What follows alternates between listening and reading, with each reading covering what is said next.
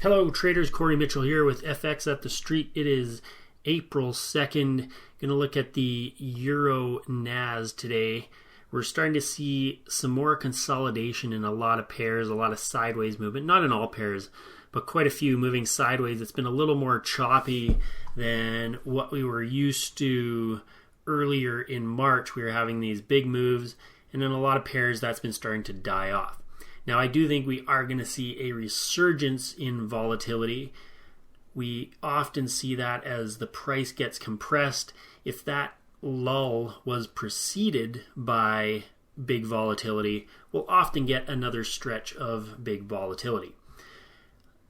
When we just get a lull that wasn't preceded by volatility, then we could just be in a more choppy period where we are seeing lower volatility, and that can last for a long time. But in this type of environment that we're in, I do think we are going to see some more volatility again. So I wanted to do this video. I chose this as the pair I was going to talk about just because it has a fairly clearly defined pattern, a triangle pattern right now, which I'm sure some of you are familiar with. So it's just a good example to look at. So I'm going to talk about some different ways to trade this. The textbook way is you just wait for the price to break out of the pattern and then you buy it. Stop loss goes below the pattern, or you wait till the stop loss breaks below the pattern and you sell it and the stop loss goes above the top of the pattern. Now, maybe that works, maybe it doesn't. I don't really trade chart patterns that way anymore because I think there's a better way to do it. One of the problems with this way is that you can tweak this trend line as many ways as you want and to come up with an exact entry point. So it's a bit subjective on where your exact entry point's going to be. Same with, especially down here, we have multiple lows that have occurred covering quite a range, about 80 pips. And so what's your entry point? Is it this low here? That would make sense. Or do you want to maybe try to get in a little bit earlier when it drops below this low? So it's a little bit more subjective. You got to figure out where exactly you want to get in, get out. I prefer to wait for consolidations near these levels. So maybe we'll get one down here. Maybe we'll get one up there. I don't know what's going to happen yet. We just had one here. So I've circled a few, and a consolidation is just 3 to 4 or 5 price bars that move sideways. It can be more. Move mostly sideways, and then we're waiting for a breakout of that small sideways movement. And it provides you a much cleaner entry point. Once you have 4 bars moving sideways, 1, 2, 3, 4, you can trade a breakout, the high of the consolidations. This would be the high point, so you could buy on a breakout of that. Or if it had broken down to the downside, you could have shorted it. Same thing here. Price consolidates, moves sideways for several price bars. Then we have a breakout here. This would have been a false breakout, so you would have gone long. Oh, it doesn't go anywhere, so you would have been stopped out. Stop losses go just below the consolidation. So this is another advantage of this method. The stop loss is a lot smaller than if you're trading the what I call the textbook method of chart patterns, which is where your stop loss goes way outside the pattern. If you get a false breakout on a big pattern like this, your stop loss is quite large if you're using that textbook method. Whereas with this, your stop loss is contained to that small consolidation. That means when you are on the right side of a trade, you have a better stop loss, and it also means you can trade inside a pattern. Whereas if you trade the textbook method, you have to wait for a breakout. With this method, we can trade inside the pattern, capturing these swings as they occur. So that one would have been, this one, obviously a winner. This one, false breakout, you would have been able to maybe move your stop loss up, but if not, a small loss. This one consolidates, breaks to the upside. That would have been a nice winner.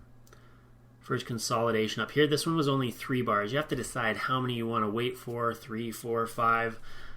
These ones, if you waited for 3, you would have had another little false breakout to the downside here, so that would have been a loss, and then you would have got back long. So typically the more bars you wait for, the fewer trades you'll have, the less false breakouts and losing trades you're going to have. But that also means if you wait for longer consolidations, you're also going to have to miss a few trades. Because this one did not wait 4 bars. It was there for 3 and then gone. Another option is you can always drop to a smaller time frame. So once you see the price is near the resistance line or the support line, you can drop to, say, a 15-minute chart or a 10-minute chart, 5-minute chart, and then find a consolidation even closer to the line. And again, you're just going to look for a 3, 4, 5 bar consolidation on those time frames. In that case, if you're using a 5-minute chart, your stop loss is going to be even smaller. It's going to be a very small stop loss, which means really big reward to risk or really big profit potential compared to your risk when the price runs your direction. If you get in on a 5-minute chart up in this area here and can ride it all the way down, your stop loss is minuscule compared to the big, because you might be getting in on a little consolidation up here on a 5-minute chart, and then it runs all the way down. That's a huge reward to risk, which is really nice to have. That'll compensate you for a lot of losses that may come. So again, consolidated here, pop to the upside, would have had a chance to maybe move our stop loss up to break even, and we get out flat, or maybe take a small loss if it drops below here. So now we're just waiting to see where the next consolidation is. I'd like to see one down by this prior low or up by this prior swing high along this trend line. And then that will give us an indication of this triangle is about to break, or well, we don't know that, but it's likely to break soon. We're likely to get one of those bigger moves eventually. So this is a good way to get into it. If we consolidate here and break to the downside, that's likely the breakout of this bigger pattern. It allows us to get into a trade with a small stop loss, a very defined entry point based on the breakout of the consolidation, and we could capture a big trending move. Same with if we go up here, consolidate there, and break to the upside. That could be our potential big move as the price breaks out of this pattern and runs to the upside. And if it consolidates here and then moves up, we still have a little bit of potential for the price to run higher. If it consolidates here and drops, we still have a short-term trade to the downside. So either way it goes, it presents us with an opportunity.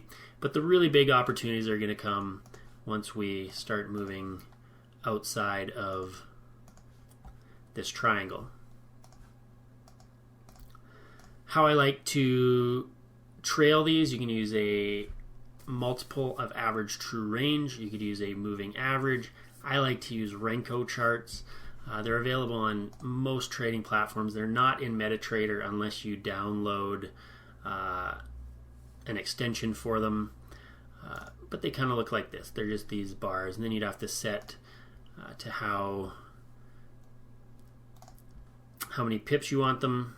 So let's maybe do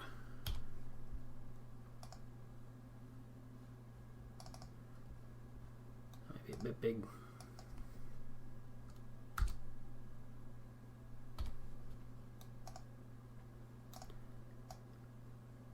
So you can see these kind of cleaner lines. So that's set to 50 pips.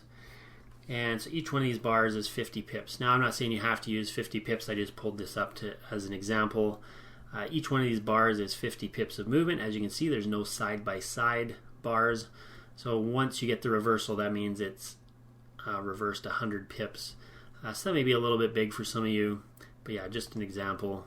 You could drop that down to 30 or 25.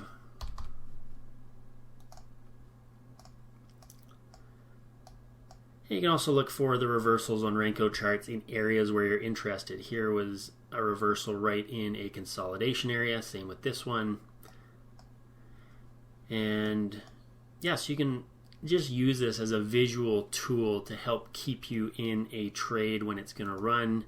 As you can see back here, you could have been in some of these trades a very long time, several hundred pips, just by using a Renko chart like this. And this was all within a day, March 19th.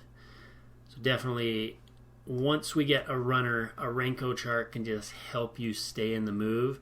I just visually watch it and then get out when I see a reversal, or maybe there's something else in the chart that you see that tells you to get out.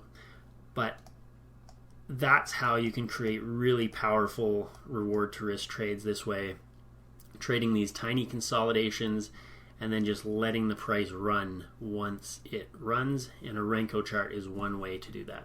So that's how I like trading chart patterns. This is more a video about a chart pattern and how to trade them as opposed to the actual EURNZD. But the EURNZD may set up one of these great opportunities, because I do think a bigger move is coming, and these small consolidations, if we get them, could present a nice clean entry point and a small stop loss for getting into that big move. So until next time, happy trading.